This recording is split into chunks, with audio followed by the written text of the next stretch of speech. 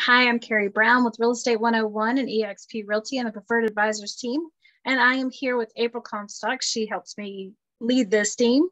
Hi. So we've decided that having something out there for buyers to really understand the process, which this is going to be a series because it takes about an hour to go through an entire buyer interview, really just to prepare you. We put one together how many years ago? A long time. Yeah, 3 maybe. Yeah. 5. Yeah. I think it's close to 8. It's been a long time ago. It's been a while. So what we did is we went through and we really broke down all the pieces that go into it. That way, whenever a buyer is ready to buy, they're not questioning anything. They actually feel like they know what they're doing. Mm-hmm. Because we really hate for it to be something that you get at the last minute because you've been out looking, you found the house of your dreams, you're so excited, and now all of a sudden we're hitting you with a stack this high. Mm-hmm. It's so much to try and digest that it just didn't seem fair. So we're going to break it down for you. So we're going to start with basically things to do. So Kim and I have gone through the different types of loans. So what we're going to go through is the things to do whenever you're under contract and you have a loan, so that you basically things not to do, so you don't end up living in your car. Mm-hmm. So I'll start with number 1. We'll just keep going. Okay. Thou shalt not change jobs because can't talk today. Don't change your jobs. Don't become self-employed or quit your job. So how that works is changing jobs. You can change jobs, number 1, if you stay in the same kind of income, but the biggest thing is to stay in the similar trade. So let's say you work at the hospital. Well, as long as you stay working at the hospital, that's considered a similar trade. So you can stay in that type of role. Or say you're a nurse at one hospital and you've been offered a whole lot more to go to another hospital, then absolutely you can do that. But if you quit your job and you become self-employed, now all of a sudden you have 2 years worth of taxes that you have to produce, and you can't do that when you're under contract. So, and then don't quit your job. We've had in the past where people have actually lost their jobs right before closing, not realizing that lenders often call and re-verify your employment. So also another big no-no. Whatever you do, be nice to the boss. Right. And like I always try to tell my buyers to, like, any big change like that, to reach out to your lender and just say, this might be happening, or I'm thinking about this. Is this going to affect, my loan in any way? Is there any steps I need to take to make sure that everything stays on track? And, it's the same with anything. If they're going to make a big deposit or a big withdrawal from their account, or say they get an inheritance, or, something like that, I always recommend check with your lender and just see what their advice is, because it might be fine, whatever they're doing, but there might be steps they need to take, or, say they're getting a gift from grandma, that's a chunk of money. They might need a letter from her saying this is a gift, there might be steps they can take so that whatever they want to do is fine. They just need to follow some steps for the lender. Things like depositing cash, they now make you cure the cash, meaning that has to actually stay in the bank for a certain period of time. But you also have to break down where you got it from. So Say you sell a car and you get cash for the car, well, copies of the title to show that that's where you got the money from. So those are really important things to do. You would think that cash wouldn't be such a big deal, but it is to lenders. Yeah, because I think they have to make sure that it's not a loan, that you're not going to have to repay it, that it's not going to affect your finances once you close. Absolutely. As far as like another debt. Correct. Don't go out and buy a car or a truck or a van or anything like that unless you talk to the lender. Oh my gosh, I had a buyer that did this. We got under contract, and they were so excited, and they were like, woo, and they went and they bought 2 new cars, 2. And when the lender did the recheck, they didn't qualify anymore because your debt to income ratio changed, and they had those payments, and they were so disappointed.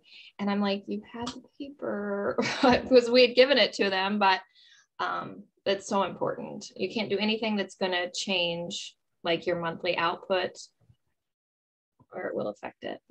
That includes credit cards. One thing that we see really often is people go to places like Nebraska Furniture Mart, which we're not picking on you, Nebraska Furniture Mart. You're a really cool store. Right. But they go and they say, okay, well, what can we get financed for? They don't charge anything. But now that they go ahead and apply for it and that trade line has been opened, that also causes a problem because the lender sees that and says, okay, well, now that's money that you could be spending and you've got this open trade account out there and that's not okay. Right. And I've had people say before, well, it doesn't show up for 30 days on my, on your credit report. So we're going to be fine. We're going to close before then.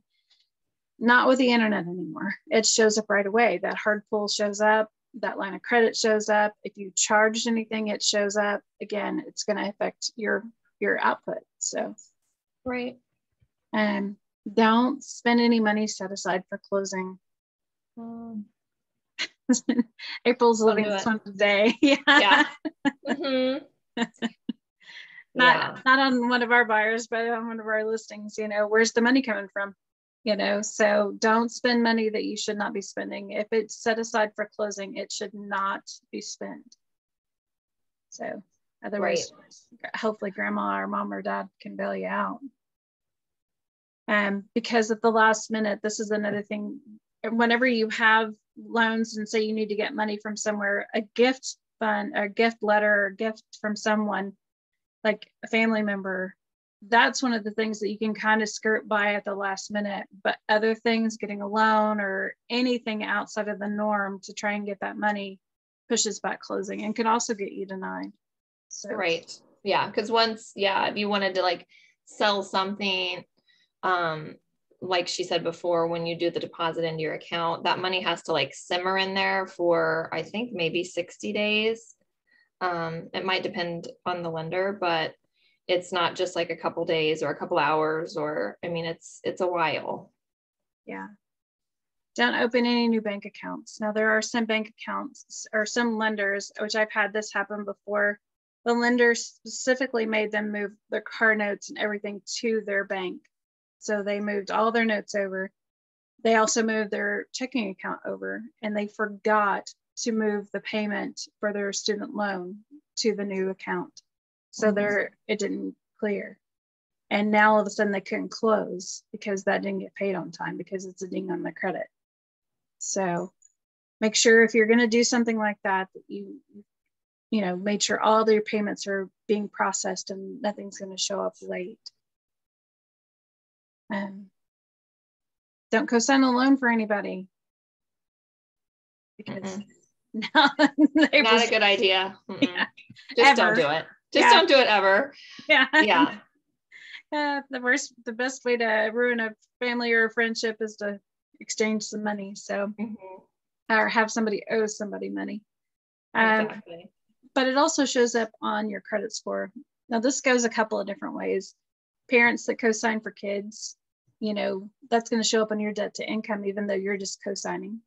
If you co-sign for, a friend or whatever, same thing, it's still going to show up on your debt to income, because what if they default?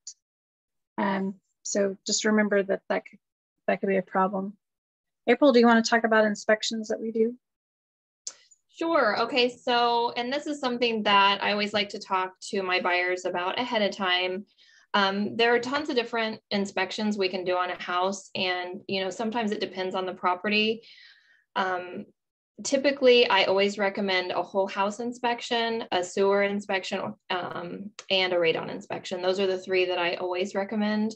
But, if you walk into a property and there are certain specific concerns that you see, we can obviously order those inspections as well. Once we go under contract, typically the same day or the next day, we order all the inspections and get them scheduled, and we get reports back, and you are responsible for those inspections. So the buyer pays for the inspector fees. Typically in our market, the seller does pay for the termite inspection and the septic, but the buyer is responsible for those fees. And typically we get the reports back right away, same day or next day. And we can kind of go over, what the inspectors found. If say the whole house inspector recommends that a further inspection on the roof or the chimney, or maybe the foundation, then, we have to order additional inspections at that time as well. And a lot of times, I'm not sure if we've talked about this before in a different video, but you will pay an earnest money good faith deposit when the sellers accept your offer. And if anything, falls through, you're still responsible to pay for the inspectors, because they've obviously come into the transaction, done their work, and they will need to get paid even if the transaction falls through. What else? So a home inspection covers your major mechanicals. So we have whole house inspections. Our teammate Chris in that territory, actually she does whole house inspections too. Oklahoma, I know where one of my friends moved to, they didn't have a whole house. So they had to hire separate inspectors for every single thing. So separate electrician, separate plumber, the whole thing. But for us, we have what's called a whole house inspection. So that covers your major mechanicals, your AC, your hot water heater, your ductwork, your electrical, your plumbing. Not necessarily your ductwork per se, but like they do look at it if it's exposed. They're looking at your roof, your foundation, all the major things. They're looking for leaks. They test the outlets. They test for GFCI outlets. They look at the lighting. Really, it is truly a whole home inspection. They even check like the doorknobs, if it's like, a sticky door, or the lock is, kind of funny and doesn't lock just right. I mean, it's a very thorough report.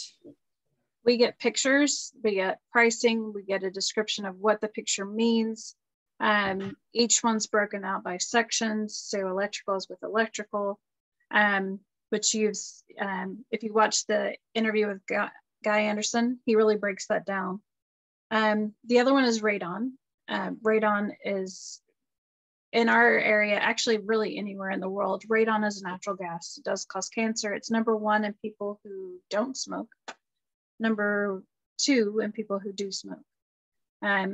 So to mitigate that, you can mitigate it. They test for it. They run the test for 72 hours. They take an average number, and that number needs to be less than 4 picocuries. So with that being said, if it's not, then it has to be mitigated. And they put in a pipe into an underground section, usually in your sump pit if you have one. Or they can even do it outside if you don't. And it's routed up through the roof line. So it's taken from the ground and pushed out into the atmosphere. A lot of people have never heard of radon, which when I kind of go through it with new buyers and they're like, oh, I've never heard of that. And, a lot of times they'll say, is that something that's common in our area? And I would say probably 20 to 30% of my transactions, we do find the radon levels are high and it needs to get mitigated. But like I said, a lot of people have never heard of it. And that's one that I just always recommend, because you don't want to live in a property for 7, 10, 15 years with an invisible poisonous gas that causes cancer and not even know it's there. Absolutely. And I've had several close or, go under contract, and we do the inspection and find out that they have really high radon levels. And the owner themselves have lung cancer. And probably at least 2 of them that I know of had never smoked a day in their life.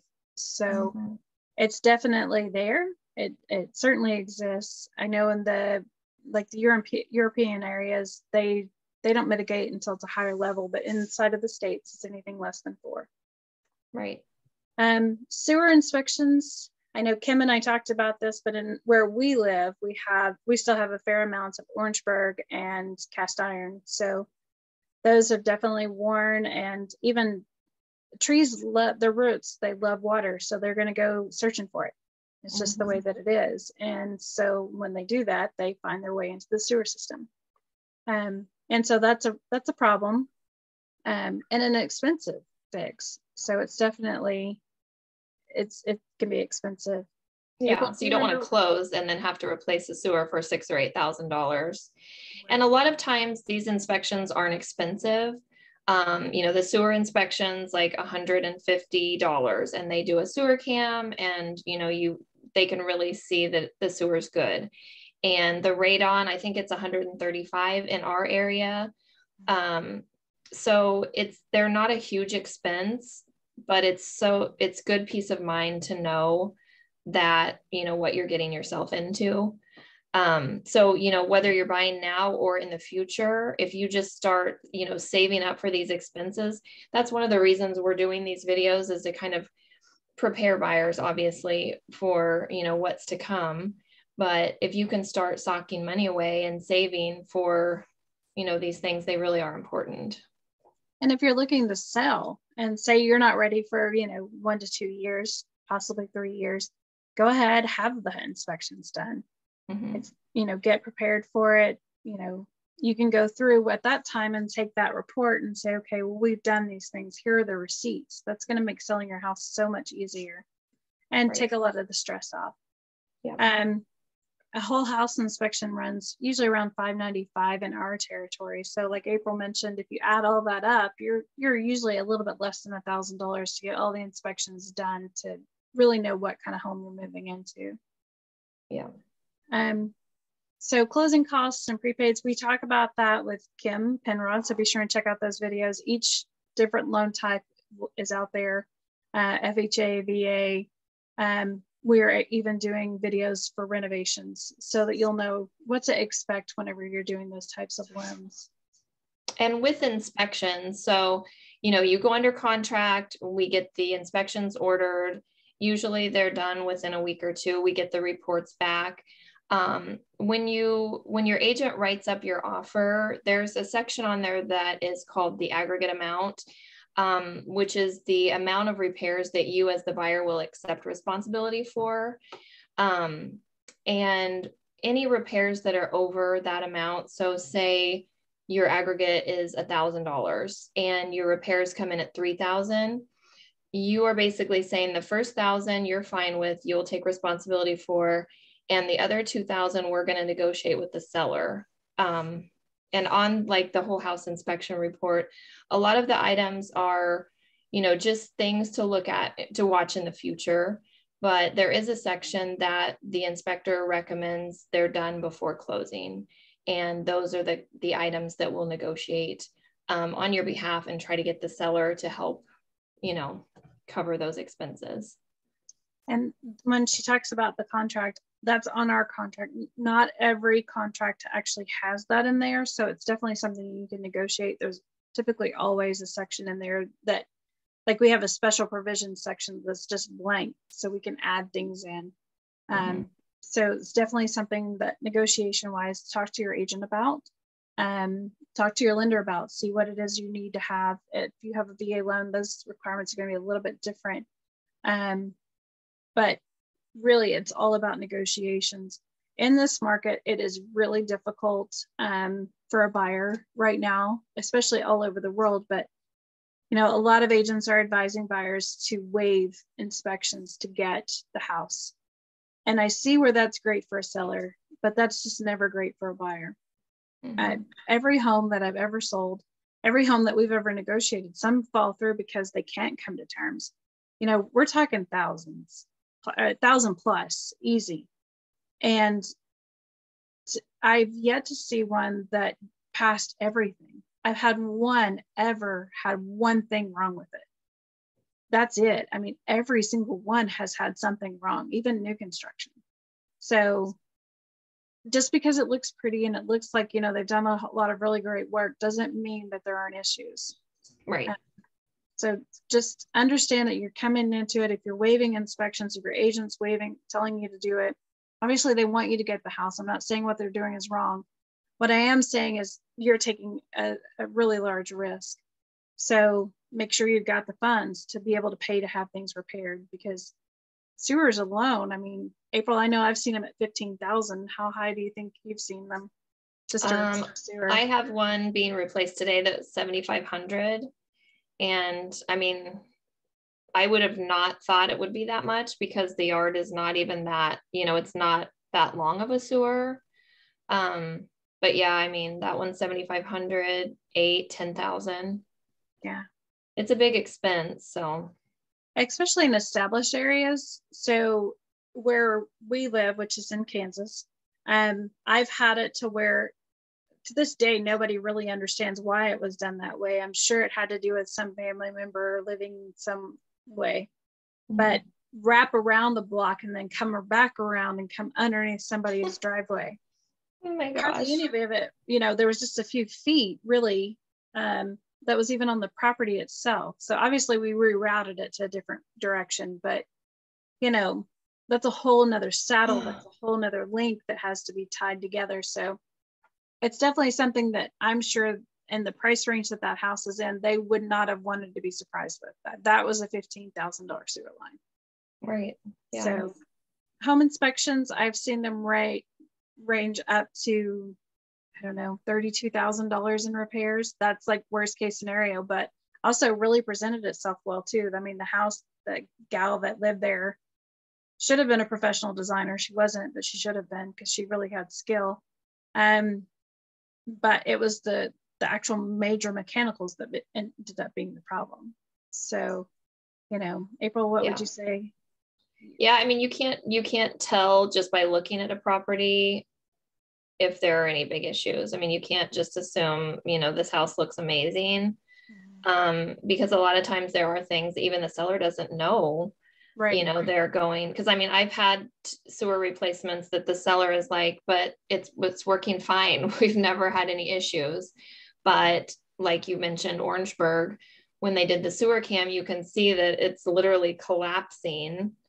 And the sellers are lucky that they hadn't had any issues, but they're just things that you want to know about ahead of time as the buyer before you close on it. And, or like, for example, the roof, you don't want to close on the house. And, when your homeowner's insurance comes out to look and they say, this roof is bad, we can't insure this house, you're going to have to replace that within 6 months.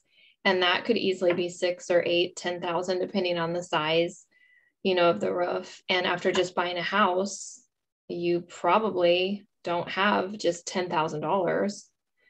Absolutely. For that big expense. So it's really important to have your homeowner's insurance look at it before we close, if it's at all possible. And the reason why is exactly that, because we lose the right to negotiate it if it's done after the fact. So we have a period of time that we have to have all of our negotiations done. If the home inspector says, well, it's got up to 3 years worth of life left in it, then that's considered to be acceptable. It still has life left in it. It's not ideal, but it's still considered to be okay. We talked about it with Kim's video. Appraisers aren't getting up on the roofs anymore. They're only looking at it from the ground, usually with binoculars. So they're missing things there. So if it passes appraisal, the inspector says, it's probably got 3 years worth of life left. I would be budgeting for this. Or if they say it's shot, well, you're obviously going to have that right to negotiate while we're under contract. But if everybody agrees that it's okay, somewhat, and then your homeowner's insurance comes out after the fact, April's exactly right. Now all of a sudden you have a problem because they're going to give you 6 months. You're going to have limited insurance and you're going to have to pay for that out of pocket, and you can't go back on the seller. So right. Yeah. Kansas is considered to be a buyer beware state too. So I'm assuming all states are that way. Yeah. Well, and sometimes like with the roof, the inspector might call for further inspection. And once a roof inspector comes out and looks at it, they might say, this is really bad storm damage. And the sellers can call their homeowner's insurance person and have an adjuster come out. And, sometimes they will pay, you can make a claim and the sellers can just pay the deductible. Which is nice. So like we said, it's just one of those things that's good to know ahead of time. Absolutely. So we're not trying to scare you. we're really just trying to prepare you. Some inspections go off without a hitch. It's really limited, repairs, usually $2,000 or less. But whenever you see them get to be really big numbers, then, you've got to make the educated decision at that point to say, yeah, I need to walk away. But if you aren't even getting to have them, how would you make that kind of decision? Really, in the contract, you don't even have the right to walk away. So if there's no inspections written in, so at least with our contracts, I mean, you could walk away, but they could keep your earnest money. They could sue you. We don't ever want to get you in any kind of position like that. Right. And sometimes even if a property is being sold as is, we can write in the special provisions section and say, we're going to do these inspections and have a way to walk away if there is some, big item that comes up. We are allowed to walk away and get our earnest money. So that's something you can chat with your agent if the property's as is and you want to get that written in. I don't know, there's probably different rules in different states for that, but I know we can do that here. Absolutely. So it's definitely something you want to ask your real estate agent. Really important to understand the ins and outs and have them check with your lender and see what your lender's going to need from the seller or from you so that you're completely prepared. But for today, we're going to end on this subject. The next one we're going to really break down the contract and talk about what goes into it and what you need to know. So thanks for joining April and I. And if you need any help or have any questions, we both work for EXP Realty. We're both mentors for EXP. April does a lot of mentoring. I don't do near as much because I keep sending them to her. But I love it. She loves it. We work together as a team. So anytime there's questions, we both help. So if you have any questions, be sure and give us a call, 785-213-5188, or you can email letstalk@preferredadvisorsteam.com.